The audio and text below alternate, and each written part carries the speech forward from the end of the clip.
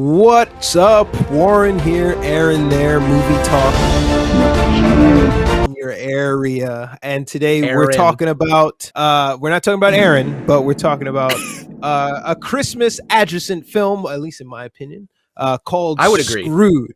Yeah, you'd agree? Is that, I mean, the bar is I would very low agree. here. If we're putting Die Hard and Iron Man 3 into that list we just made, You're putting them in weeks that ago, list. then no, Yeah. you agreed. You said the list I was there. accepted The list was made. I accepted You're a it. part of it. You accepted partnership and ownership of it in some degree of the list that I made. Yeah, I would agree that Screwed is pretty much a Christmas adjacent film for sure. Like, it feels like that. It has that energy. They exchanged Christmas gifts in the movie. What are you talking about? Yeah, it's still adjacent. No, well, I mean, yeah, but it's not about the spirit It takes of Christmas. place during Christmas. There's a fucking tree. They give gifts. This is the whole premise is because the old lady's a fucking Scrooge, right? It's like Scrooge starring the old lady. The whole premise happened because she was about to fire him, and he overheard that conversation, and he was like, "Okay, well, I'm pissed now." Like, the last shot of the movie is them in Hawaii. Gifts. Well, yeah, of course. You can have Christmas in Hawaii. He got cufflinks for Christmas. Who gives a meat pie and cufflinks, right? This guy was her personal slave for. I've been working for 20 years. In terms of Christmas movies, there is a gradient. To one side, you have It's a Wonderful Life. You have A Christmas Carol. On the other side, you have fucking Die Hard, right? Screwed is not in the middle. It skews a little bit closer towards It's a Wonderful Life. Die Hard. No, it doesn't. Get the fuck it's out gotta of be here, Die dude. Hard. The main point of the movie is just getting this woman's money. Give me the money! You ought to be ashamed of yourself. That's what it is. I don't think it was mainly. That's a Christmas miracle. It's a con. It's not such Aaron, a Christmas miracle. If they said that, I would agree with you. What's new, Aaron? What are you watching? What's piquing your eye? What's in the news here that we can distract these people with? News, or what are we watching? What are you watching? Let's start with that. We're gonna go into the segment. What are you watching? Nice. I think we've both seen this, but Squid Games. We have to talk about that, right? Have you seen all of it? Have you finished Squid Game? I have. I made a VR world based on the Squid Game dormitory. Yeah, it's totally. My God, that's I love awesome. it.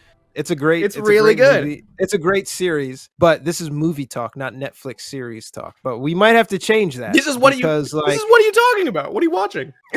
This works perfectly in this segment. We've done this before. I'm gonna fill you in on all the serial killer documentaries I'm watching. Right? I'm here. I got to know which ones are good.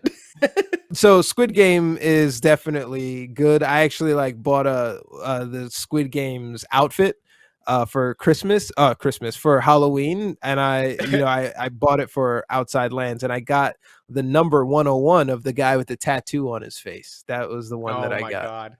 That's awesome. Okay, so I got one of the guards. If you can tell that the mask is hanging in the back. the pink guards. Yeah. I still don't know the hierarchy of the guards from, I think circle is the highest and triangle, and then square is the bottom, I think, because that's how it appeared on the thing from left to right. Oh, okay. I forgot. I thought square was on top, circle was the most common one, and triangle was the mid. They were the middlemen. Whatever it appears in the order in the card and in the show is the hierarchy. But I always fucking forget. I'm like, I don't really care. I see pink, green, and black. I don't really give a shit. This is compelling as fuck. This is fantastic. Squid Game. High praise. Speaking of, I saw a serial killer documentary in Korea about this one guy who butchered a bunch of people and was super proud of it. And and he escaped the headquarters in secret. He basically followed the police out barefoot, and then they lost track of him. It was absolutely insane. The guy is on death row right now. Yeah, for the murders, but it was relatively new. It feels terrifying to have someone like that just break out and just keep sprint. You know what I mean? We have no idea where he went. He's that intelligent and crafty. No, that intelligent. No. So the Korean police department at the time were that inept and corrupt. Oh, gotcha. That was the whole crux of this thing. And that guy forced them to step their game up a lot. In the story is the police officers were the pimps were the the biggest like intelligence providers, and like they were on the take, and like the cops would protect the brothels and like were some of the brothels' best customers. I was like, man, these cops are living the dream, you know. Just kidding.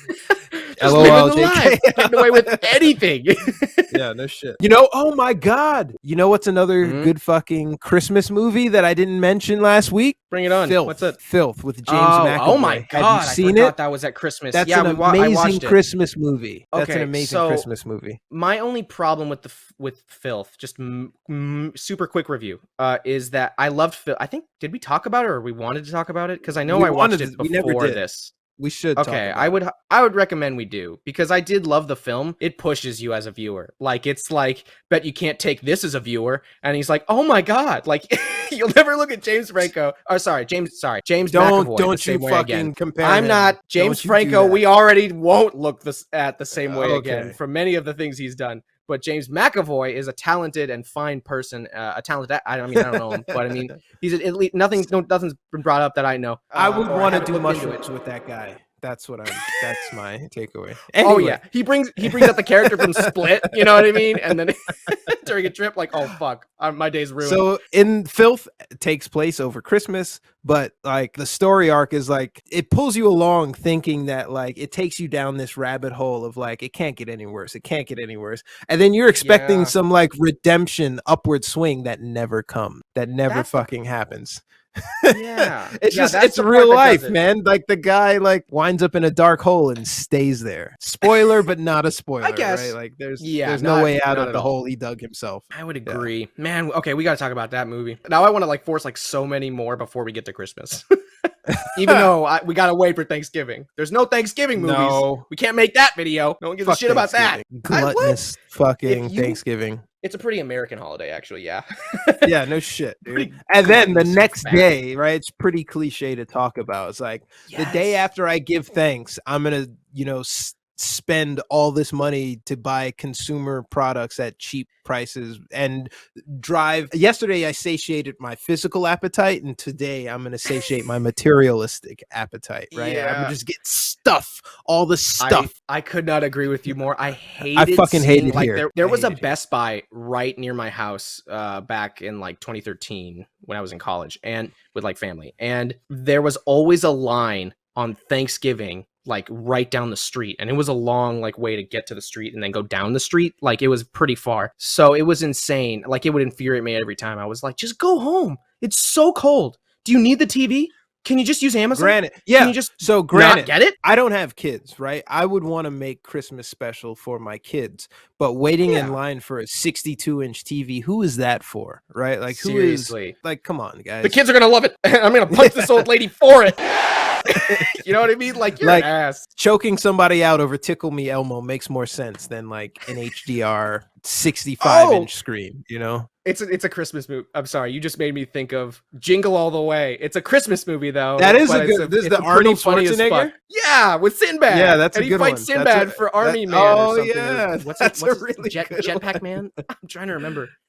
And he becomes Jetpack Man at the end. Yeah, that's a really good Christmas movie. Yeah, fuck this. What are you watching? That was a crash and burn segment. What's got you excited in the news? There's a lot going on in movie news. What you're about to say? What I'm about to say? Moving into this segment. This is news, right? New? I thought you were about to say it, so I kind of want us to see if we were about to say the same thing on 3. So I'm gonna count, and then we'll just say what the news thing you were about. All right, on 3. 1, 2, 3. 2 days ago, Stranger the Spider-Man Things trailer came out. What? Oh, okay, yeah. The Spider-Man I knew you were gonna trailer. say Spider-Man. Who's talking about Stranger Things? Wait, but why Stranger Things 4? They released the trailer for Stranger Things 4. They should have stopped after Stranger Things 1. I agree. I actually agree. I love characters when they continue, but I love those kids. Yeah. I want to see those kids and stuff, but I want to see those kids in other things. Like one of the kids was in It, and that same kid was in the new Ghostbusters revamp, right? Very excited for that. Afterlife. Gonna be good. And I think we can let hopefully Millie Bobby Brown do something else instead of play 7, right? Like let's see her 11. in something else. 7-Eleven. What? Yeah, I don't really give a shit, but I'm gonna watch it anyway. I'm not driven to see it, but Stranger Things 4 trailer, like, yeah, release. What Spider-Man 2? Just for Stranger Things season 4, I agree. I'm totally gonna watch it. I love the actors. I think they're all so talented. I think the writing it does degrade after season 1. I think season 3 was okay. It's fine. It's all okay after that, honestly. It's just not the best. Like season 1 is at its peak for sure. It's just gonna be my junk food TV. Like I'm not gonna take it seriously. Like there's films like I want to take seriously and think about. I'm not invested, but I'll follow it because they're gonna be memes. Yeah, for sure. Besides, one dude died, and it's already like obvious he's coming back.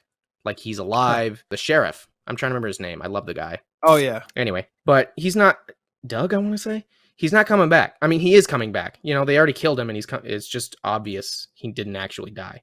So anyway, 2 days ago, Spider-Man: No Way Home trailer 2 came out, and I got a screenshot of it. I didn't even watch the official channel. I guess Sony Pictures released it on their channel or something, and that had 3 million views in the first half hour, I thought, or first hour. And I screenshotted from a different channel that got like 1.5 million or like 1.7 million views in the first hour. So it's just like, this is going to be an insane spreader event, but it's going to be the best fucking Spider-Man movie. I hope.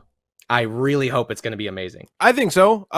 Because of all of the teasers. So they're tying together all the multiverses, which is amazing. But they did everything except pull in Tobey Maguire and Andrew Garfield. No, God! Who continue to deny that they've been in this film. But like you can see, the Daily Bugle and J. Jonah Jameson and like all these other, these universe characters. Here's my thought in the plot line, right? You might get Venom helping out Spider-Man, right? Because at the end of Shang-Chi, spoiler, after credits, he wakes up in Tom Holland's universe, right? That he got pulled into that for some fucking reason that they don't explain. He wakes up in a tiki hotel room. Was that Shang-Chi? I thought that was the end credit scene to Venom, like Venom 2. Let There Be Yes, Carnage. it was the end credit scene to Venom 2. Absolutely, yes. Shang-Chi might help out Spider-Man because like that's happening and now he's a superhero. And Wong, what is the guy's name? Wong. It's Wong. It's Wong from Doctor Strange. Yeah, he calls him at the end of the movie. So you got Venom, you've got Shang-Chi, you've got Spider-Man, you've got the Vulture, you've got Willem Dafoe's Hobgoblin, you've got Jamie Foxx's revamped Electro. He looks like the comic book Electro with the spark exhaust. You've got the Sandman, right? You've got all of these people. You got Doc Ock, right? All of these fucking amazing people. And then you've got Spider-Man fighting Doctor Strange, right? At the same time. Yeah. Great. It's going to be I'm ready for it. It's going to be such an exciting movie and really revolutionary. Also, there's some things I don't think are what you just said. Some things. Are we going to see some Eternals in there? I hope not.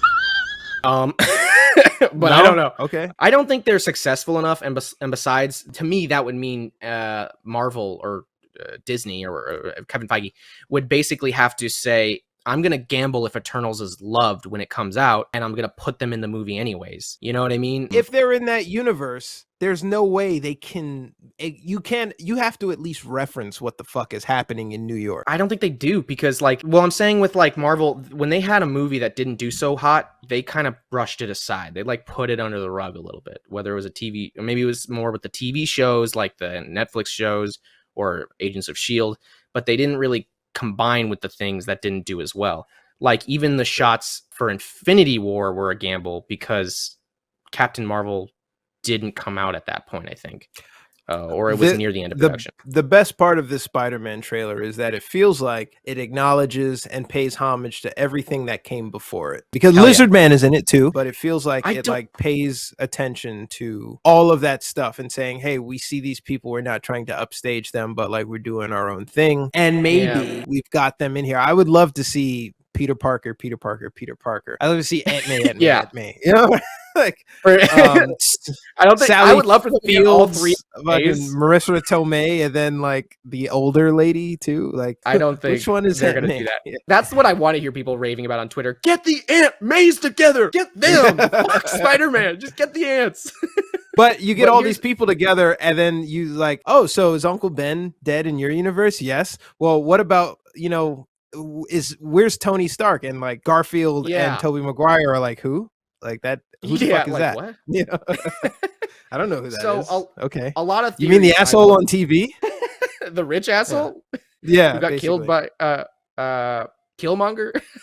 if you saw What If, that's What Ifs? Yeah. Okay, so here's my thing. I'm excited for it, and also we didn't get Andrew Garfield or Tobey Maguire, but here's my theory: is that they're still in it. They're definitely lying. I mean, they're definitely in it, and they're definitely lying about it in interviews that they're going to recently. I would. But that would be my inclination that they're like well, just they're playing being coy and lying. Yeah.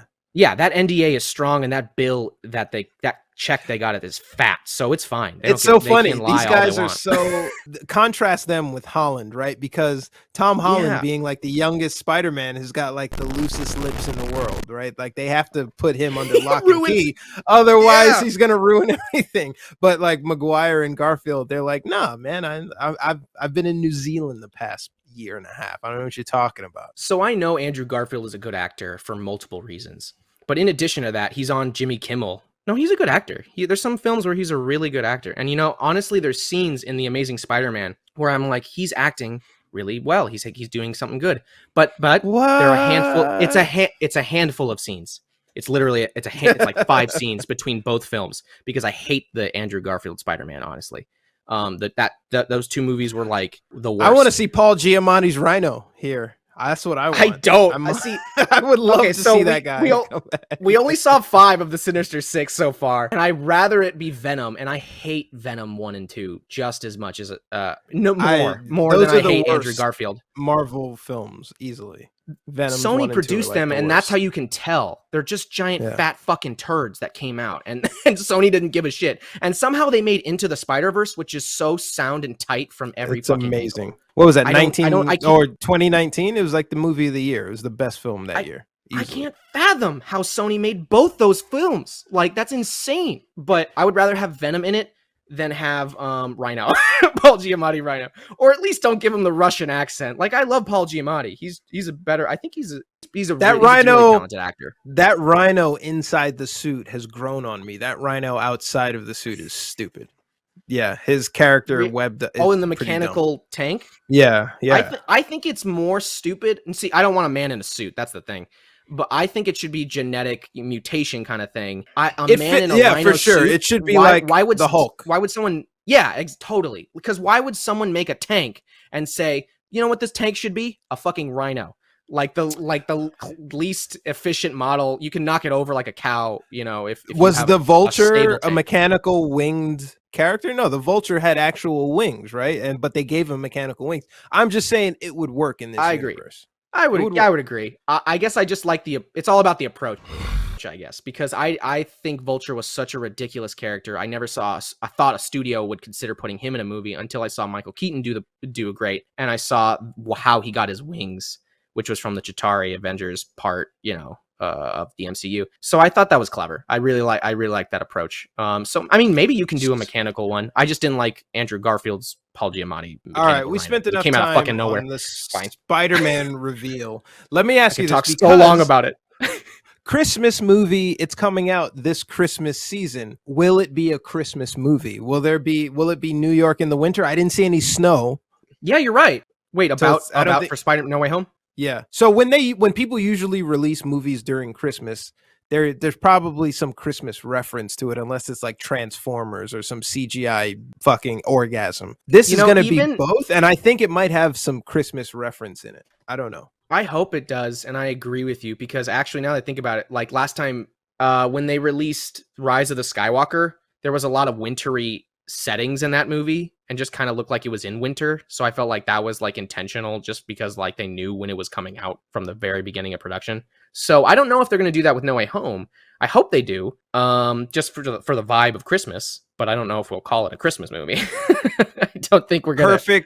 Perfect segue. Have you seen the Obi-Wan trailer? Are you shitting me? I missed that. That came out? It's like a teaser, a collection of teasers, kind of like The Flash during DC fandom. Okay. It's not exactly a trailer, but like it's Ewan McGregor talking about, hey, so you get to see more of Obi-Wan, and people have been dying to see. Basically, there's a huge gap, right? Young Obi-Wan and old Obi-Wan. So now Ewan Did they- McGregor gets to reprise the role as like Obi-Wan during the formative years, being hunted by the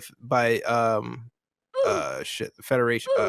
Yeah, just being hunted. see what Right, you're- being a the Jedi is very Mhm. the rebellion, or the Republic. Why am thought. I the Republic? My God. Yeah. Jesus. See, here's the thing. I guess I'm not a Star Wars fan, to be honest with you, and I know there's people going to be shitting on me for right now for that, but it's like the first one was good. The Phantom Menace. Yeah, and then the next one you get is No, that's not the first trilogy. That's the prequel trilogy. The first trilogy is the New Hope, which wasn't even called New Hope when it came out. Okay. So the fourth episode, 4, 5, and 6, not 1, 2, and 3. Stupid. Yeah. I guess. I Okay. just hate the numbering. George Lucas got insane as he went along, and that's why he Well, just fucking George take Lucas it, JJ. he had so much forethought that he knew to release 4, 5, and 6, and then he would come back to 1, 2, and 3, and then do whatever. I don't really give a shit. But The Phantom Menace is not a bad movie. I just want to say. But if you haven't checked out the Obi-Wan trailer, check it out. Phantom Menace, young Anakin, it's a great movie. It's a comedy. It's so not good. It's so funny. Are Darth you shitting Maul, me? Wait, no. you're ridiculous.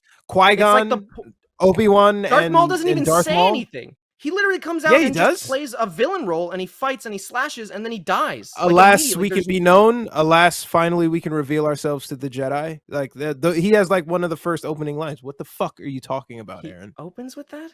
Yeah, but what about the What is he whole long talking sequence about? about the politics of space, like the politics of like how they're shipping between different That's planets and Palpatine. stuff like that. Ladies and gentlemen, That's so boring. The Senate. That's not. whatever. let's get ready to rumble! That's like You world set building the in the most stage for the larger. Yes, but for In a Star episode Wars 4, movie, 5, which is and not 6. In episode 4, 5, and 6, you get into the war, but like you have no idea why they're fighting. Oh, it's like intergalactic civil war, rebellion, fucking whatever the shit against the Republic. But why? Well, you need to lay the fucking groundwork. And in terms of laying the groundwork, I'm not talking about episode 2 or 3. I'm just talking about The Phantom Menace. I'm saying The Phantom Menace is a good film. Not right, 2 or well, 3. I'm saying 1. Phantom think of Menace the new is not a trilogy? bad film. in a sentence. What do you in a sentence 7, or 2? 8, What do you 9? think of? I didn't like the last one. So Okay, see, okay, yeah. Kylo has been training his entire life and is a direct descendant. Okay, she's related to Palpatine, right? Like, whatever the fuck. You know what? It's fantasy. Who gives a fuck? I just had a problem that's what with, I'm like, logistically, like, what the fuck is happening here? But I did Exactly. like when Kylo went to the Knights of Ren and he was like, I'm here to kill you. That was, like, fucking badass. He showed up by himself in a ship and he's talking to the voice in his head. That made the entire second trilogy for me, because he's like, I'm here to kill you, old man. Yeah, I mean, it's cool. I love Kylo. But in the terms of the film, I don't think it was okay. Listen, dude, I really want to review all the Star Wars films with you right now. I want to do like at least an episode, or maybe like we can do each trilogy at once or something and speed rush through it. But we got to talk about it, because Sure. Phantom Menace, I wouldn't agree with that. I would say it's iconic, but not for good reasons. Not because it's Right. groundbreaking in film. Well, in that's filmmaking. just like your opinion, But- man. Yes, I'm sorry. Everybody has their own opinion, but yes. I gotta remember that shit. Yeah. Fine, Okay. whatever. Spider-Man out on Christmas. You know what Spider-Man's competing with on Christmas? The Matrix. Are you shitting me? That's So this year? Spider-Man is December 17th, and The Matrix, I believe, is December 22nd. Yeah. Oh no. So they're going head to head. So, Aaron, question. Spider-Man's gonna win.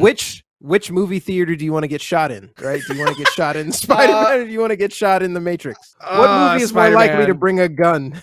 what audience is more likely to bring a gun to the theater? The Matrix one. There's like families in the Spider-Man one. The Matrix is like, none of this is real. Bang bang. You're like, I'm a crazy piece of shit. Like, he'll do what the Animatrix told him to America. do. You know what I mean? That movie. Yeah, America. America. Buy guns at Walmart. Every day. I'm excited for The Matrix, filmed in San Francisco. It's actually filmed near my like therapist's office down on like Really? Goff, and like, yeah, they turned a coffee blender fruit place into like one of the Matrix sort of like nightclubs. It was actually really cool to like see That's into awesome. it. Yeah, it was fucking dope. Hmm. Oh, Montgomery Street, I think it is. And the Oh, story there awesome. is like Neo gets drugged up and blue pilled, and like people are trying to wake him up from his stupor. Like, hey, you're the one. Blah blah blah. Here's the thing. I love what you were saying, but just because I want to see Spider-Man more, just because I have more connection with the other two movies. Even, I still love The Matrix. I think the second and third one are a little iffy. I don't know. I see what they were going for, but I don't see how, you're a commercial blockbuster film. And I see and sometimes you have to put like creative ideas to get like the point across that, like, I don't know, you're trying to say something about like man is fucked up, or, man has conflicts and inner struggles, but you have to make that a little more digestible for a regular audience that isn't trying to think so hard when they see a movie. That's why Transformers got popular, because people just love bullshit and don't really think that much. They love to not think during a movie. Transformers had so many films. Yeah, it was, but it had so many films. And same with the Fast and Furious franchise. You know what I mean? Like they get stupider and stupider as they go along. Children. Yeah. Exactly. But I mean, they're still accepting it and eating it up. So my point is that I think The Matrix 4 is not that. I think it's going to be amazing. From what I saw from the trailer, I really enjoyed what I saw, and I am excited to see it. Maybe just a little shy of No Way Home, but don't get me wrong, I still want it. I'm very excited to see. I'm a huge Matrix fan, and the Animatrix, and I played Matrix Online. Yeah. I loved all things Matrix. The Matrix Online was a great video game. It was like a great MMORPG.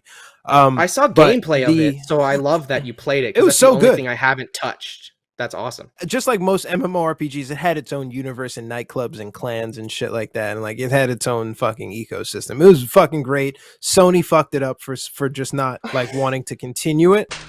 That's what they do. The first Matrix was great. The second Matrix, I really like, because they were explaining away things that go bump in the night, right? They were explaining the anomalies because people had a lot of questions after the first one. Well, what's this? What's that? And I think the second Matrix did a lot to answer those questions. It got a little crazy, but like I think it went really well. I hate that they replaced the actor in the ship, Tank and Gozer, with Harold Perrineau, who's a great actor. But you try to keep the original fucking cast if you can. The third Matrix movie was necessary, but kind of stupid. Like they could have done a little bit better with that.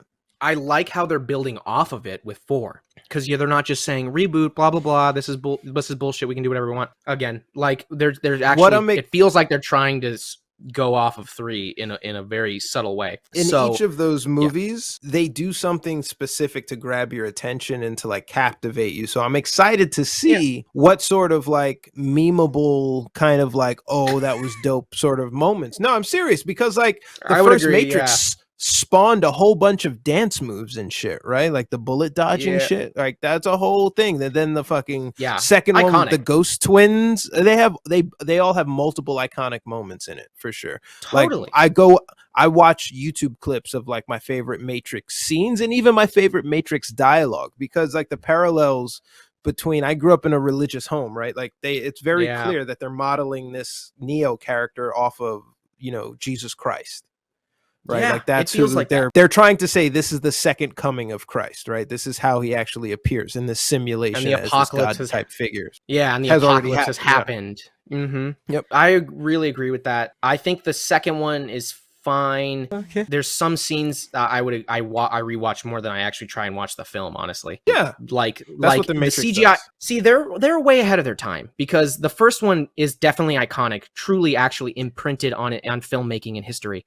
But the second aged really well. Yeah. Oh man. Yeah, I saw that really within the past year, and incredible. But the second one, it feels like they were aiming for higher than what their technology could do at the time, because my favorite scene in it is when Neo fights all of the Smiths, the Agent Smiths, at once, and it gets a little rubbery in CGI at some points, but you can see why they were trying to do that. It gets really bad. Yeah, the freeway fight scene the limits is bad. Totally perfect. Yeah, they really do push it. But there were parts of the freeway fight scene towards the end, right, where the semi trucks fucking hit each other.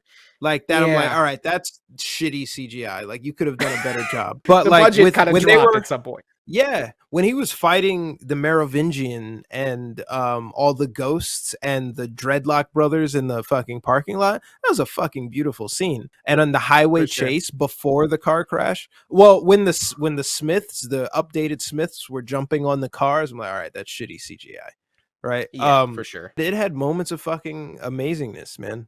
Anyway, I'm excited for both of those. Agree. The French Dispatch is out. I want to see it. I want to see it too. I'm not a big Wes Anderson fan. His shit has has a rose color. It has a style, and styles fade over time, right? Put him in a box. I'm sorry, Wes Anderson. Early 2000s called. They want their aesthetic back. So here's the thing. I would disagree because, well, okay, two things. I would agree in the sense that Wes Anderson does his same style in every movie. Every movie that is from Wes Anderson feels exactly like it's from him. Like Quentin Tarantino. He's gonna tie the universes together. He's gonna have them. He's gonna have a multiverse. He could fucking do it, and no one would give a shit. Like, but like, see, the difference between him and let's say Quentin Tarantino or something, each of his films feel like a Quentin Tarantino film, but also feel like different worlds completely, different worlds. Every character feels lived in and very natural, and the dialogue is incredible. His voice still sounds like Quentin Tarantino when they get into monologue stuff. Wes Anderson still does different stories each movie, but the dialogue between the characters and the humor feels like Wes Anderson every fucking time. For me personally, I'm okay with that because I like that dry wit sense of humor. Like Isle of Dogs was fantastic because it spoke about other things in addition to that same type of dry wit. But when you're basing your comedy on like that dry wit, like when people can predict your pacing, it's not as funny to me. Fair enough. It's like I can see that. If you can expect the punchline, then like maybe the punchline loses some of its punch. But I appreciate someone needs to live in that space, and Wes Anderson is a great director, is a great storyteller, but I don't get the cult following he has. Right? It's very hipster. Wes Anderson films are very... I guess because they're not like commercially popular. You know what I mean? Like you can't like say like he earned, as much as a Marvel movie on a weekend or something. Like his directorial style is so stiff and dry. It's intriguing to me because, he's got like these very wide stagnant shots and you got the character moving through it, which is just abnormal. I like it because it's different in that sense. You know who's an aficionado and who we should get to talk about this stuff? Yeah. Rain DeGray. She would love, goes crazy for Wes Anderson. I think she might have actually seen this. It's like some of the few films that she actually watches are fucking Wes Anderson bullshit, but not bullshit. Oh my God, I'm so happy. But this coming from the dude who loves Nymphomaniac. Like, come on. Like part one was good. Part one was acceptable. Stop it. Sure. Oh my God, stop it. I think it was more pretentious than Wes Anderson is with his comedy style. You know what I mean? Of course, like, I feel like because it didn't add up. What, Nymphomaniac was a comedy? Come on, it wasn't. No. Like, I'm saying with directorial style, with approach to the film and what your goal of the film is. And I don't think fuck, what's his name? The director of Nymphomaniac had a real true goal at the end of it, other than being like, I just jerk off alone and I don't know what women want, but I'm going to guess. And they probably like being beaten in a closet. Like on the opposite end of that spectrum, Anna Taylor in Last Night in Soho. I want to watch that. It's I love trippy psycho thrillers, and it's like a time jump movie with like psychedelics and like it's weird. I want to see it because the trailer has me very confused in the same way that like the Parasite trailer didn't give anything up. Like Anna Taylor has become our like modern day Christina Ricci, right? She's like if she's in it, it's going to be some weird fucking head case stuff, and I'm all for it. I love Edgar Wright, fucking love him. Ever since I saw Pilgrim versus the World, I went back into his catalog and I was like, what else has this dude done? And just finding, Shaun of the Dead, Hot Fuzz, World. What was the last one? The third one wasn't as engross it didn't get me as much as the first two, but it was still very fun. The World's End or something, or the World's Crawl, like they did a pub crawl and then like aliens came through, and it was still in the Cornetto trilogy of films. Anyway, I love Edgar Wright. I wish he actually continued with Marvel, with the MCU, but doing Last Night in Soho, to get back off of my tangents, I really did want to see that film. Like it was between this and Dune if I had to go to a theater right now. You know what I mean? I really love his visual style. He has a similar repetitive style, like his quick camera pans, but he uses them differently. and he really he gets his point across quickly, and then he gets into the film way more efficiently. He's a very efficient director, and I love that. As well as being funny, like he maintains his comedy with his actors so well. God, I love him. I'm not expecting this to have any humor, and if it does, it's maybe like humor hidden in the tense moments. This seems like a very tense film. It's more situational is what I'm thinking. Like it gets like I mean, maybe I'm a guy who's like, when it gets uncomfortable and it's like in the Office kind of way, like uncomfortable, I just kind of chuckle at it, like from a out of body perspective. Like, this is kind of funny if you think about it through this way. And it's like, but it's very uncomfortable to be in this situation. Like one other sort of like trippy head case movie that I want to see, like a psychedelic film, is Climax.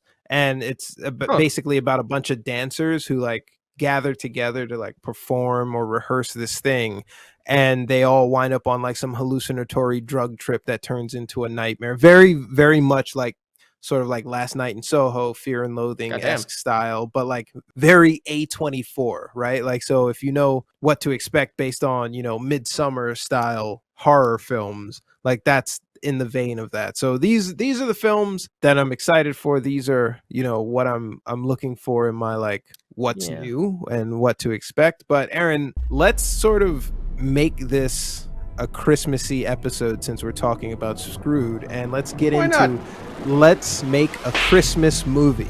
How about that? Christmas adjacent movie or Christmas movie? You know what? You know what? This is my Christmas gift to you, Aaron. I will co-sign your Christmas vision here. So you get to have the reins. What kind of Christmas movie or Christmas adjacent movie would you like to make? It's a Christmas miracle. I never would have prepared for you to say this. Good. To me. This is going to be some of your best stuff. Let me ask you questions and then you answer based on your perception of what this could be. Is the Christmas spirit the part of the film, or does the plot cross with Christmas on a timeline? I want it to cross with Christmas on a timeline, so it's like, you know, not when the ball drops or something like at New Year's. It's Christmas adjacent. This movie takes place during the winter season. I think it's harder to make an adjacent Christmas movie. So, what genre of movie is this? Is it a comedy? Is it a drama? Is it a thriller? Is it a horror? What is this Christmas movie? Let's do horror. You want to make a horror Christmas movie? Oh my god! Yeah, I'm making the hardest shit. A Christmas adjacent horror movie. Does this horror movie have a good ending or a bad ending? Does the horror, do they succumb to the horror, or does the person get, you know, a relief during the Christmas holidays? In my opinion, a horror movie really doesn't feel true if it doesn't leave you with that feeling of incompletion, like they didn't succeed in their journey to stop the murderer or the demon, etc. So unfortunately, I'm going sad ending. That's my vote. That's my vote. What is the horror plot here? Is it a person? Is it a situation? Or is it straight up like monsters? I feel like ghosts is the easiest, you know, because you can play with the idea of like a Christmas Carol in a way, but without even addressing it. Like you can just have these, you know, spirits fucking with you, but you're not actually you're not doing the rhythm of the Christmas Carol. That's not you know Christmas. What I mean? That's not Christmas adjacent. That's fucking Christmas. If you're modeling this off of the Ghost of Christmas Past or Christmas Carol shit, that's a Christmas movie. This horror film is a Christmas movie. I said ghosts are fucking with you. I never said you travel back in time and with the Ghost of Christmas Past. Well, you're going to need to make solid decisions about these ghosts. All right. Okay, I'm specifying now. None of them are the Ghost of Christmas Past, present, or future. All right. All of them are just fucking with this person in the present in different ways. All of these ghosts, and I guess all of these ways tie together somehow. Who are these ghosts? Ghost of Christmas Past. Yeah. I want to say traumas. One of them is a ghost of trauma, you know, and they're just kind of like, shut up. You're reskinning the Ghost of Christmas Past and the Ghost of Christmas Future. I was hoping you wouldn't notice. Traumas. All right. I was really hoping you wouldn't notice. But it's present day. It's present day still. It could be hallucinations. Sixth Sense is a Christmas movie, by the way. Go ahead. God damn it, that's a good one. That's really good. I forgot that happened during Christmas. Oh my god, I think I'm making Sixth Sense. See dead people. So I'm not gonna fry your brain too much here. So I think I'm trying. It's working. The gerbil's running. Christmas adjacent horror film that has a bad ending. This person is haunted by traumas. So you know what? Instead of spirits, it could be the film, you think it's ghost, but really it's this person's psychosis. Mm-hmm. Yeah, you can't tell either way. Kind of like The Fifth Element. The Fifth Element, The Sixth Have you Sense. seen it? Oh no, I'm sorry. I've Six seen- Monkeys. Okay, 28 monkeys. 21 monkeys? Yeah, it's 12. It's 12 monkeys. 21? You stupid. 12 monkeys. I was like, Yes. wait, what are we going? Okay, fuck, whatever. Sorry, kind of like 12 monkeys. You can't tell the difference. Where does between this take if place? It's real or not. It's got to be like 1920s. Let's do that because like they didn't Where? really take. Not when. Not Oh, when. oh, Where? oh, Where? New You York. see what I have to work with, guys? You're doing a Christmas adjacent movie in New York. This is a Christmas movie. I'm going to preface can't- this with saying This can't be in New York. This cannot happen in New York. Sorry. this can't is happen the in New York. hardest segment I've ever heard of. Let's just say that because I can't. You're telling someone to make a full-fledged movie on the spot in 5 seconds. I'm giving So I'm you thinking, your- yeah, you're I'd giving have it to no me, problem but I'm just doing saying it. the gerbil's running. Oh, come on. We we made Get Out like again. Like we made like Get Out, but with like I don't know what we did with it. But anyway, You can't so do New York. If you make a Christmas Okay, adjacent fine. movie in New York, it's a Christmas movie. Really? And you can't do That's the Chicago. rule? Yeah. That's the we rule. have to. We should. I can't believe we need to define these rules. Just stay away from the Northwest, the Northeast. Just stay away from the I can- Northeast in the winter. Well, I'm not going to the West. Okay, it happens in Canada. Urban Canada, like capital. Toronto or Toronto. Ottawa? There you go. Toronto. No, Toronto. Toronto's That's not the one I'm cap. thinking All right. Toronto's a good I don't know city. Okay. Canada. Oh my God. Okay, so this takes place in Canada, Toronto. This person is haunted psychosis by their traumas that the audience perceives as ghosts, and eventually they succumb to it. Right? It's a horror psychedelic thriller. What is the story? So it's one person, right? Is that person male or female? It's female. Why not? Let's go Female. All right. And the female.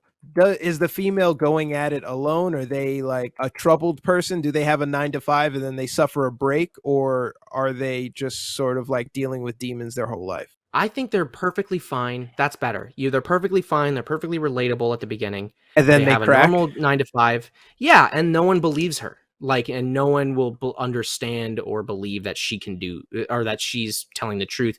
But it's like, it's also like, I also don't like when movies do that, but it makes sense when they're like, oh, this person, why are they saying this crazy shit? But So, I mean, I guess, You're stumbling into, some potential gold here, right? Where you can map a completely normal person suffering a psychotic break, which happens pretty regularly, which right? is terrifying. You'd have to, which is terrifying for sure.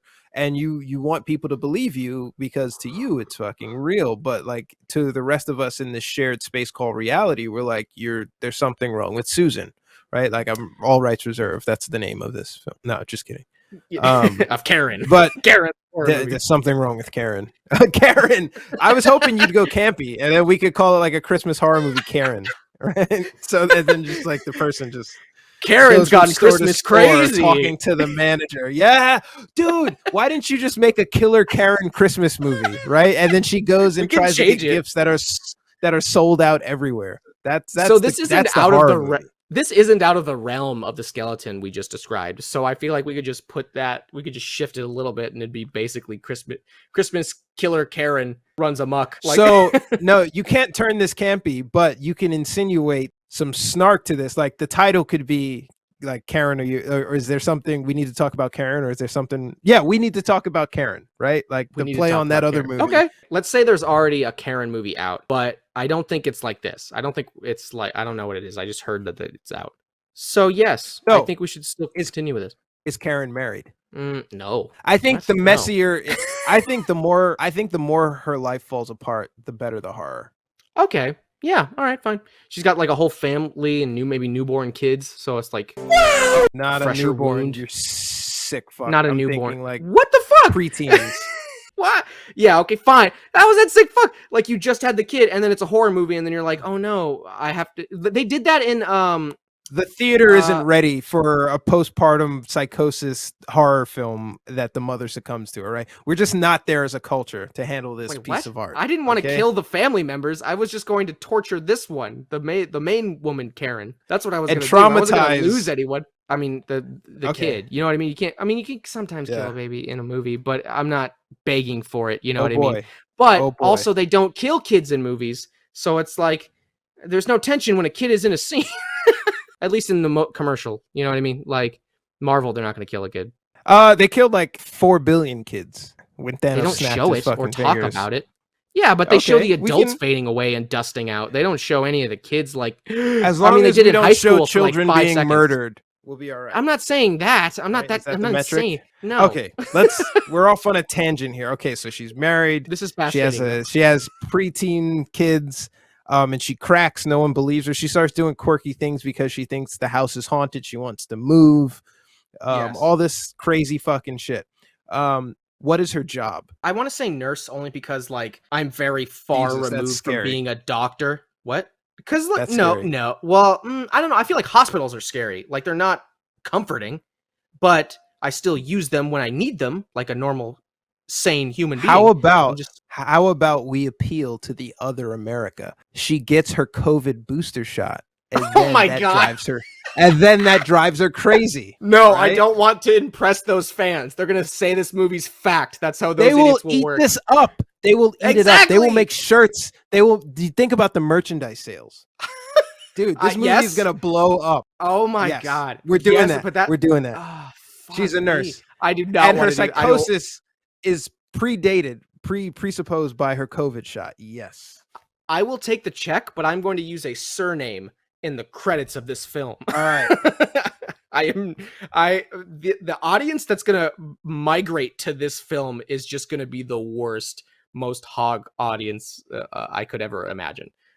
Anyway, yeah, fine, we'll do it because it's also timely. So, I love the idea that the movie gets made after COVID. Let's just say COVID ends. I don't think it will actually, but like in like a year or two, and then the movie comes out in 3. That's kind of funny. That's She's also on the deacon board of her church. Karen is. And Have you seen Midnight Mass? They try to exorcise her, and it doesn't work because she's dealing with psychotic break, not fucking real demons. I like it. Okay, I love it. I would agree with I it. love with This is going. insane. Okay, Oh my God. this is going fucking great. See, this is what happened. Okay. All right, so how does it? So it has a bad ending. How does it Yes. end? Okay, so you said the booster is what triggers this whole psychosis. The scariest thing to this audience would be she transforms into a Democrat, but I don't think we could translate that. So I come on. All right, fine. I'm sorry. I want this audience to actually think the demons are real, and I want the audience to be like, They already do. why does nobody believe her? Why does nobody believe? That's what I want the audience to do. Such a true story. Yeah, that's what I want. That's what I want. Oh my God. I'm trying to think of what the perfect outcome and terrifying. I don't know. I guess, how does she die? I guess it has. Do you think she has to die in order for it to be a sad ending, or it's more like she's put in an asylum and she's like given like trust or something, and something's still Requiem torturing for her a throughout the end of Dream. it? The mother in Requiem for a Dream winds up in an insane asylum, and it's incredibly sad to watch her go through that downward spiral of like prescription pill, diet pill induced schizophrenia. So I think something similar to where like she loses everything and now is like Okay. and completely real bad. So I think that's the way to go. Or she could throw herself off of a fucking skyscraper. I don't know. I don't really care what happens to Karen. No one does. I like the asylum bit that they went crazy. It's been done before. You've seen it before. I've seen it with a lot of different directors, but it's this movie this audience won't even fucking notice it like artistic integrity or cliches. So let's do that. Let's totally throw her into the insane asylum and say like, oh, they didn't trust her, and like more of her like people, I don't know, like are dying around her or something because of her. I don't know. The demons are just affecting her, right? Or whatever they are. Yeah, just her. Her psychosis, Okay. Her demons are just affecting her. I guess it would just devolve, into her just being in the asylum with no trust from anyone. Maybe cut off from everybody. So who is the main character? Who's playing this mother? Tilda Swinton. I just think she's a brilliant actress and she can do any role. And I think she can nail a fucking Karen easy in her sleep. In her fucking sleep, she could nail it. So I don't know if you know this, but Tilda Swinton starred in a movie called We Need to Talk About Kevin. It's starring her and Ezra Miller and John C. Reilly. And Wow. basically Kevin, Ezra Miller is psychotic, right? And they're struggling to deal with their psychotic son. So Oh, I didn't I see think Mhm. I think we spin this on its head and we call it We Need to Talk About Karen, and Ezra Miller and Oh John my C. Reilly are like concerned about their mother going through a psychotic break. I think it's the Oh perfect my fucking God. I want to make that film. We're I gonna get have- sued, okay, but we're gonna make so much money it's gonna be fucking crazy. We're gonna get sued. the to money. shit. It's gonna Yeah. get it. We'll get all that money. That sweet We'll money settle from the for first half one. of what we make, and we'll still wind up fucking billionaires. I think this is How gonna much be a did the good first one fucking even- parody film. I would agree. I am totally down to get sued with you, just like Streamlabs, and for stealing some shit. And I think Tilda. I can't comment on that. Yeah, fair. I don't think Tilda Swinton. No. Sorry. I think she will nail it. Ezra Miller, John C. Reilly is a brilliant actor. Ezra Miller is too. John But C. he's a bit Reilly's of a great. diva. Yeah. Oh my God. I'm so glad you said that. Yeah. I don't know. I think that'll be amazing. So we'll have to name everyone. The character names will be like a letter off of whatever Slightly the original different. was. I never saw the original, but I saw clips from it, and I was like, "What the fuck is this?" So I think I know what the film is and the kind of energy it's going to be. So making it a horror thriller, that's kind of interesting. That's an interesting direction to take. It's a serious film. It is not a fucking parody, and it's not comedy. But the entire time, we're gonna take this as alternate universe Tilda Swinton Karen, and she's worried about her son, but in reality, she's the fucking psychotic one. All right, I'm here for it. I'll invest whatever the first one made, and only that, because I can't imagine the first one. What a made lovely lot. Christmas adjacent film. we need to talk I'm gonna about bring Karen, starring Tilda Swinton. I rented it I on love it. YouTube, everybody. It's coming on the TV. I don't give a shit what you say. And now we lead into our main event, movie review. We are going to review the film that we're here to talk about, another Christmas adjacent. I think it's actually a pretty good Christmas movie called Screwed, starring Danny DeVito, Elaine Stritch, Norm Macdonald, Sherman Helmsley, Dave Chappelle, the now Sarah controversial Silverman. Dave Chappelle. The Sarah now Silverman, I didn't controversial know. Dave Sherman. And then written and directed by Scott Alexander. This film is fucking classic. Also, rest in peace to Elaine Stritch, to Norm Macdonald. Yes. To Norm Macdonald, I'm sorry, and to Sherman Helmsley, right? A lot of these actors in here have passed away, but these are storied actors and doing amazing comedic fucking work in this film. This movie, Very much so. It's going to get a good rating from me because it is an absolute classic. But the first question, is it a Christmas movie or is it a Christmas adjacent movie? So I would agree in the sense it is more of a Christmas movie, definitely, than Die Hard or Iron Man 3. Fine, you get that. That's a low bar. Fine. I am not. Well, I'm just trying to say I basically will admit when I'm wrong. I hope I followed that precedent. I feel like I have. But yes, I will admit when I'm wrong. I feel like this is definitely a Christmas movie, but at the same time, I guess I got wrapped in the heist part of the movie more so than anything else, that I completely really didn't remember the Christmas parts of it, because a lot of the climactic parts of the film really don't have any of that in it. You know what I mean? Like the conclusion, sure, but like the other parts, not really, where it's like, fine. Yeah, I realize the entire movie is coated in snow. Yeah, you don't know what you're talking about here, and you're losing. Iron Man 3 is coated in snow, except for that one scene. That I think I don't think that's that layers it into a Christmas movie, but it is. Hey, mister, fine. what's in the briefcase? Hand it over. Those two kids in the park who like I know those kids were doing great. I don't like kid actors, and those kids were fucking nailing it. Yeah. And then he's like, "Give "No, me the briefcase. Hand it over." Two big robbers. They beat me up, and they had guns and a bat, and like Norm Macdonald has. So here's my connection with Norm Macdonald, is that I saw him a lot on SNL growing up, like clips and what I could catch well, not a lot of clips actually. Weekend of Report just was great, man. Yeah. so good. He nailed it in a different way, because like his comedy style was, I'm gonna make myself laugh and I'm just gonna fucking stare at the camera until you laugh. And it's like he nails that level. Well, I mean, he's also clever, but he nails that level of confidence for his style of jokes. Like I feel like it would be kind of hard because sometimes they're dad jokes, but he nails them so hard that I'm like, this is fantastic. I saw him do anyway. stand up in San Jose. I actually got like a selfie with him when he came for it. Are you That's awesome. Yeah, no, but his comedy is like, yeah, like his whole demeanor is like, I don't really give a shit. Like, it's okay. Yes. Whatever.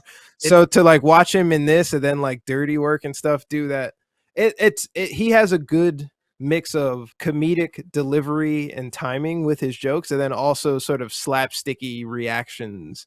I watched it again, probably like the dozenth time I watched it. My girlfriend watched it the first time, and I was very aware of what parts she thought was funny, and she didn't think like the verbiage, like the punchline delivery was funny.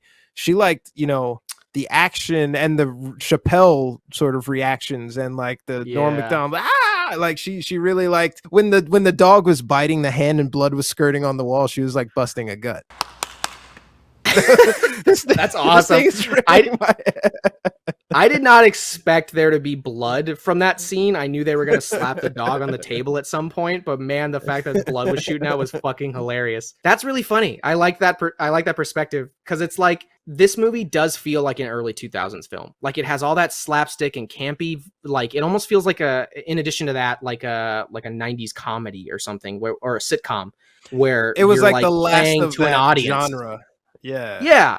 Like but the it's Chris still Farley funny. sort of, bumping into shit sort of stuff. Yeah. Totally. I recognize not only Norm Macdonald from his SNL days, but also I loved Conan O'Brien, like any talk show he was hosting at the time. I still love him.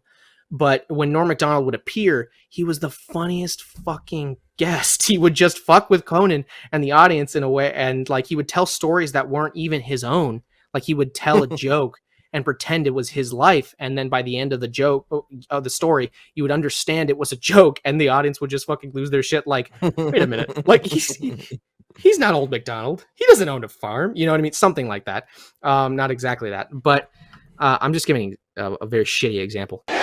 But he basically carves his own path. So it was very jarring to me to see him do like slapstick. I didn't know he did like slapstick so hard. So it was very funny when he was like, the dog is ripping my hand apart, or he's like, or he yells at the old lady like, no, I don't want a fucking like cream, like meat pie with a fucking like where's my suit? Yeah. The buttons are deteriorating. I guess my favorite part was when he was locked up in the cage and they like uploaded the video to the internet, right? He's like, "Oh, is this urine? It is. It's human urine." They got me wearing chains and eating kibble, and then like this family over the dinner table is just like watching this slack-jawed. They're like, what the fuck is this? In like the middle of like a Walmart or something, and you know what I mean. and then they like go upload the internet section of the store. Yeah. Hey, okay, I got MSNBC on the internet. Like I guess I can upload this directly to MSNBC, and they're gonna take it as truth. Yeah, I would have believed them more if they went to like a library and just uploaded the footage there or something, rather than like, oh, here's the spawn of the internet. You know what I mean? Like over in this corner of Walmart or Kmart or whatever was alive at the time. Other part that I really enjoyed was Danny DeVito when they first meet him in the morgue. And he's talking about, it's incredible the kind of stuff you pull out of somebody. It's like, you got this thing here. It couldn't go down this way. It had to go up the other way. Honey, they let him where's talk. The clicker? Oh, yeah. They basically said, "Hey, all right, you gotta." They basically were like action, and like they let him go. So I love the shit out of Danny DeVito. So the fact that they let him talk so long about items you can find in a body, it just felt like they were letting him like ad-lib, like just improv this shit. Because that was so hilarious. Like, I think it was a great add-on to make him vice president of Jack Lord's Hawaii 5-0 fan club. Like at the end, with the music when the car chase. That Yeah. was so funny. That worked together really well. I movie's so think quotable. honestly, my favorite part of it was Danny DeVito, honestly, where he's like, I mean, I'm trying to think of a quote, but also like he's ripping off the posters of himself like around the I'm second he screwed. finds them. Like, I'm screwed. Yeah. He said the movie. He's like, he said the name of the movie. Yeah, that was actually hysterical, right? He's in the middle of the street screaming to himself, I'm screwed. I feel like other things have ripped that off, honestly, because that just felt like, I don't know, that feels like the earliest time I can remember like a joke like that. He beats the shit out of the old rich lady. Like he breaks into the house with the shotgun and he drags her down the stairs. Remember? Oh yeah, he when does. He didn't like beat with her. My but he definitely $100,000 was, like dragged her. Yeah. There was $5 million in there. Dave Chappelle had some of my favorite moments in there where just like hitting random people with lamps because he feels fucking threatened. It's like that guy's a cop.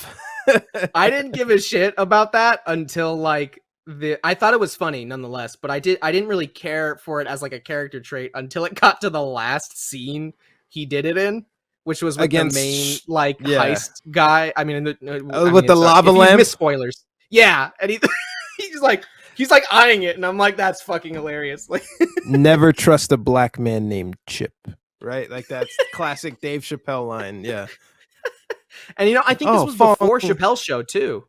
That's the funny. It was so like, but you can in my see opinion, a lot of the show. He would like play up the comedic fucking muscle that he had when the detective just showed up. So, do you know this guy Willard Franklin? He's like, who? No, I don't know Willard. And he's like, he's got a card here. Oh, that guy. Yeah.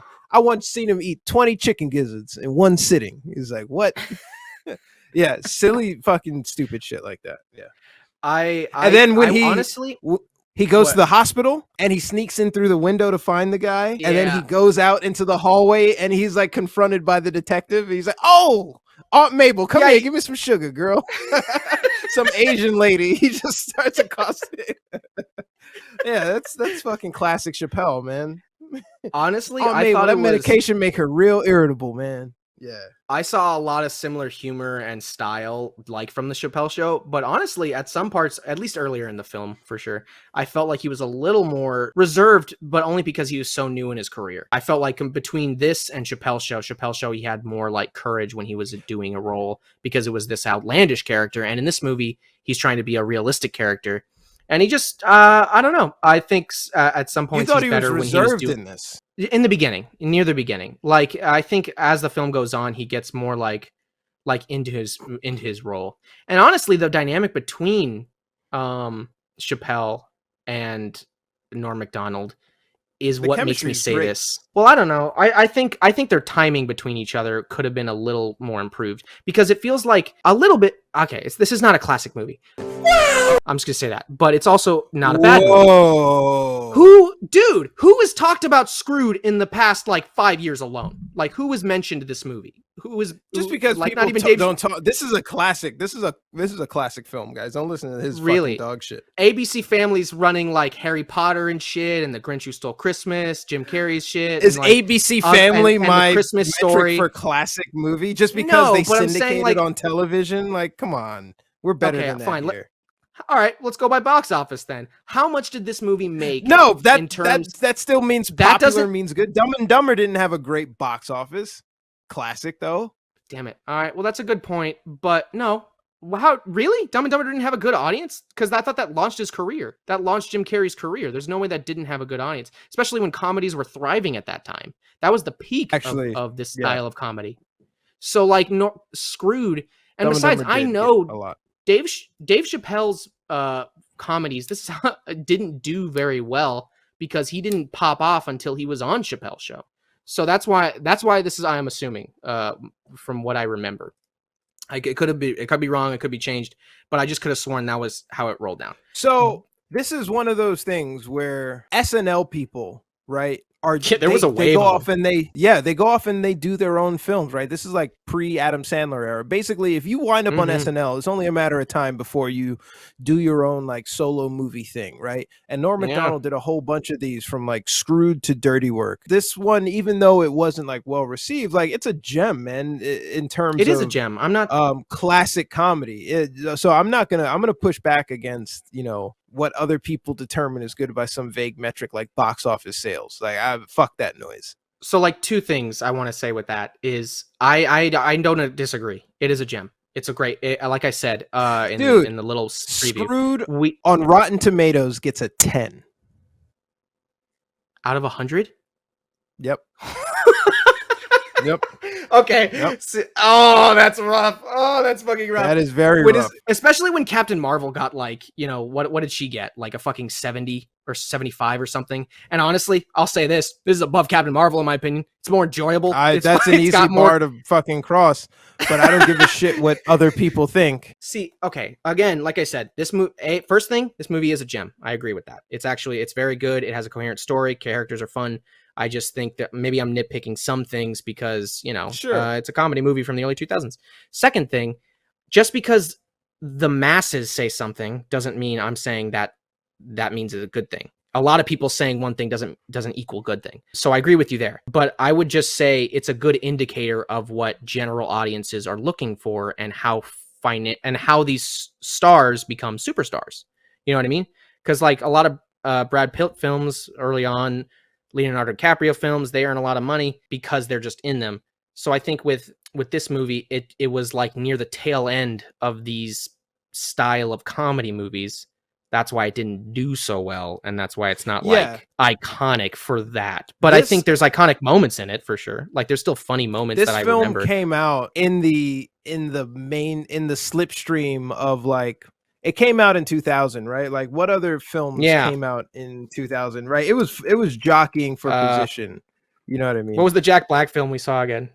Shallow American Hal? Psycho, Road Trip. Oh my God. Road Trip. Requiem for a Dream, Scary Movie. Let me see. Oh my God, Scary Movie. Unbreakable. This is better than those. Yeah, so it had a lot of competition. Pitch Black. X-Men came out, and this is like what it's up against, right? Wow. So obviously it's not going to be appreciated. You know, Gone in 60 Seconds was like, this is what people were into at that time. Yeah, I would definitely agree with that. There's some gems that get like missed. Snatch. Screwed is going up against Snatched. You know what I mean? It's going to be overlooked in the box office for sure. Oh my God. Okay. Memento and so it had, that's a tough year to release a film. That's why I just don't think I would call it a classic, but again, it is a gem. It's more of like an indie classic. You know what I mean? Like in that sense, like Rocky Horror Picture Show didn't do well also commercially, but it is very well known. People love the shit out of it. And I just saw Little Shop of Horrors recently, which feels like it's in the same category, and I love the shit out of that. So you just saw Little Shop of Horrors within the past like 5 months. I saw for the first time, and I loved what the fuck is wrong with you? I had a religious family. That's what's wrong with me. That's good because man, Rick Moranis is a god, and so is Steve Martin, and so is Bill Murray, and so is the entire cast. Best role of Rick Moranis. My favorite, hands down. I think that's so. A different. So Screwed released in 2000, 7 million at the box office. Dude, Where's My Car released the same year at the box office. 73 million. That movie was awful. I hated that movie even as a kid. Like it was fucking awful. It's trash. It's such garbage. Oh my God. Yeah. So I don't give a shit what other people think. You know what? Let me just to cap it off of what I don't give a shit about what other people think. This movie is near and dear to me. We're going to rate this motherfucker right now.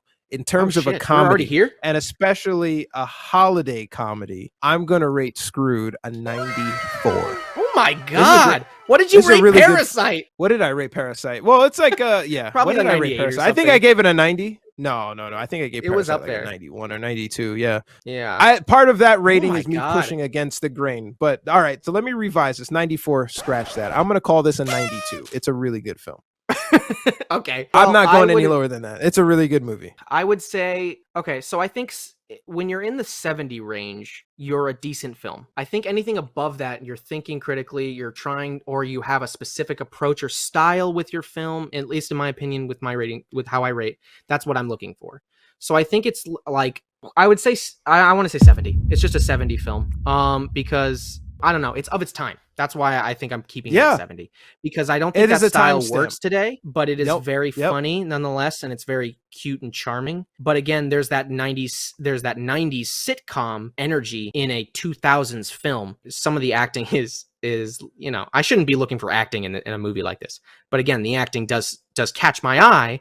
So it's like it's more like, what are you doing here? What? Yeah. And he kind of delivers over the top. And he delivers the lines the same way every time. I feel like the best comedies are when the actors are legit actors and they can play off a role seriously, and then they can play it off like really funny with perfect timing. So that way the humor really shines. Now, I'm not saying Norm Macdonald isn't very talented in that regard. I'm just saying I think he's better with like kind of sketch comedy, or he's better with interview styles. He's just very funny as himself, I guess. And I see him overdoing it. Film is if you like 90s SNL, Adam Sandler, Norm Macdonald, Chris Farley, like all those guys, right? Think of this film as a 1 hour 45-minute SNL sketch, right? Because they're definitely over the top acting, but it doesn't break the veil at all, right? It's like a prolonged sketch. It's fine. And honestly, it works. Some of your favorite sketches turn into movies, right? What is that? Jesus Christ Superstar, the Blues Brothers, like, Night at the Roxbury. They all grow out. That? Stop it! No, that's all. Yeah. Old school, or but that's in the vein of this film, right? But even though this wasn't an SNL sketch, this was like original IP. Norm Macdonald has like these great 90s, early 2000s comedy, and this is right there among them. Norm, you have a special place in my heart. You made my childhood with your dry wit. You taught me to read through the lines and listen to the subtext, so I thank you so much for that. And this movie is the epitome of that, so I'm sticking with my 92 rating. Yeah, my score is not an indicator of how iconic and unique Norm Macdonald is. You know what I mean? Like, he is amongst for sure a history, a hall of fame of very iconic comedy hall comedians. of fame. Yeah. Like, I've seen so many people try to emulate his style and they just can't do it the way he does it. So my score does not indicate my love for him. But I think I found it in different routes. I mean, other than SNL, I loved him on talk show hosts and stuff like that. And he had one show on Netflix that was just the Norm Macdonald show where he interviewed guests, and he was fun on that. He would just kind of like let the guests talk, and then he would interview. I think I've seen one of those. Yeah, he was pretty funny. I really liked it. I'm sticking with 70, but I love him, and it's very unfortunate how life works.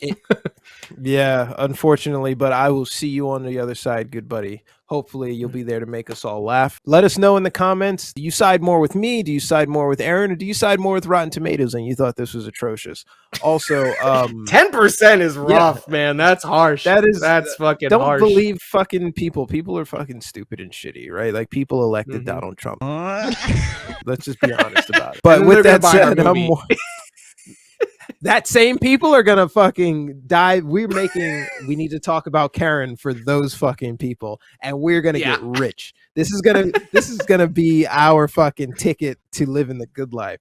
So here's a movie for me. I'm Warren. That's Aaron. Out next Christmas. We need to talk about Karen. See you guys later. Ready? Fight.